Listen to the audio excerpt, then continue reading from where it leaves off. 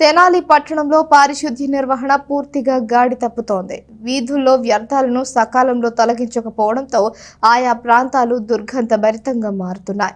అసలే వర్షాకాలం కావడంతో పాటు క్షేత్రస్థాయిలో పారిశుద్ధ్య నిర్వహణపై అధికారులు దృష్టి సారించకపోవడంతో స్థానికులు ప్రజలు ఇబ్బందులు పడుతున్నారు. ఆంధ్ర ప్యారిస్ తెనాలిలో స్వచ్ఛ తెనాలి స్ఫూర్తి నీరు గారిపోతోంది. పట్టణంలో పారిశుద్ధ్య నిర్వహణ రోజు రోజుకి గాడి తప్పుతోంది. వీధుల్లో వ్యర్థాల తొలగింపు సక్రమంగా జరగకపోవడంతో ఆయా ప్రాంతాల ప్రజలు తీవ్ర ఇబ్బందులు పడుతున్నారు. ఏ రోజుకు ఆ రోజు తొలగించాల్సిన వ్యర్థపు గుట్టలు డంపర్ బిళ్ల ద్వారా కొండల్లా పేరుకుపోతున్నాయి. ప్రధాన వీధుల్లో సైతం వ్యర్థాలు రోడ్లపైకి చేరి ఆయా ప్రాంతాలు దుర్గంధం భరితంగా మారుతున్నాయి.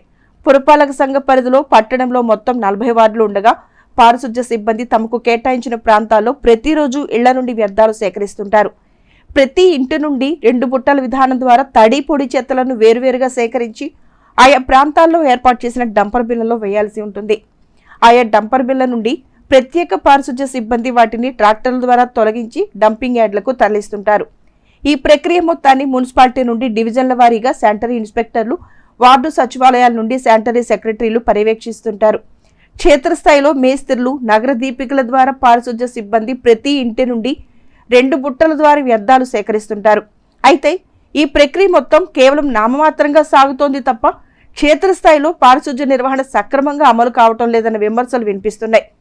నివాస గృహాలు, షాపుల నుండి సేకరించిన వ్యర్థాలు మొత్తం ఆయా ప్రాంతాల్లో ఏర్పాటు చేసిన డంపర్ బిళ్లలో పడవేసి ఉంచుతున్నారు తప్ప అవి రోజుల తరబడి తొలగింపుకు నోచుకోవటం లేదు. ఆ వ్యర్థాలు మొత్తం రోడ్లపైకి చేరి ఆయా ప్రాంతాలన్నీ భయానకంగా కనిపిస్తున్నాయి.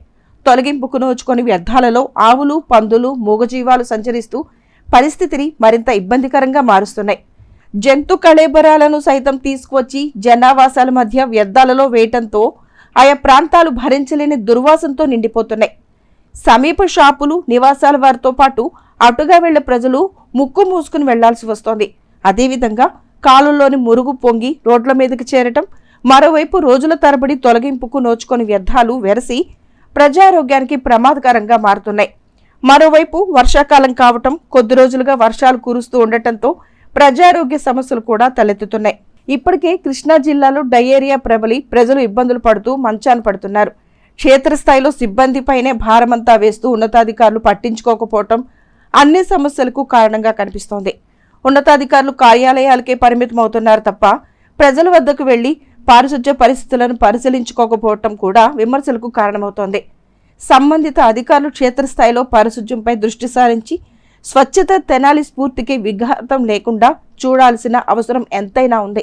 వేద థియేటర్ ఆపోజిట్, ఉషోదయకి ఆపోజిట్ సందులో మన డంపింగ్ యార్డ్ లాగా ఒక ఉద్యమం లాగా చేస్తున్నారు. ఇది మాకు చాలా ఇబ్బందికరంగా ఉంది. దీని గురించి మేము ఆల్రెడీ మనోహర్ గారికి మేము చెప్పాము. అంతకుముందు మాజీ ఎమ్మెల్యే గారికి మేము చెప్పాము. మనోహర్ గారు మొన్న ఈ మధ్య కాలువలో పూడికెళ్ళి తీశారు. కమిషనర్ గారికి అందరికీ చెప్పాము.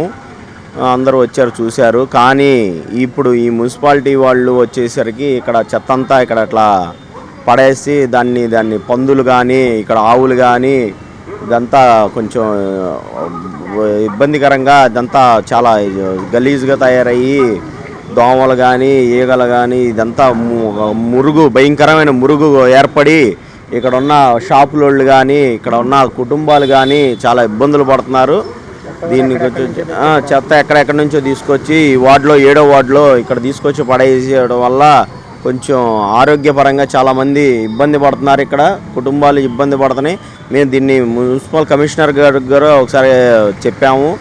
ఇప్పుడు కొత్తగా వచ్చిన ఎమ్మెల్యే గారు కూడా తీసుకొని దీన్ని మాకు ఇక్కడ నుంచి ఇదంతా ఇబ్బంది లేకుండా మాకు ఇక్కడ ఆఫీసుల దగ్గర ఇక్కడ కూర్చున్నాం. పొద్దున్నీ సాయంత్రం దాకా మేము ఆఫీసుల దగ్గర కూర్చొని ఈ వాసన పీల్చుకొని ఇబ్బంది పడకుండా, ఆరోగ్యాలు పాడవకుండా అందరూ బాగుండాలని చెప్పి కమిషనర్ గారు కానీ, ఎమ్మెల్యే గారు కానీ మార్చాలని చెప్పి మేము కోరుకుంటున్నాము.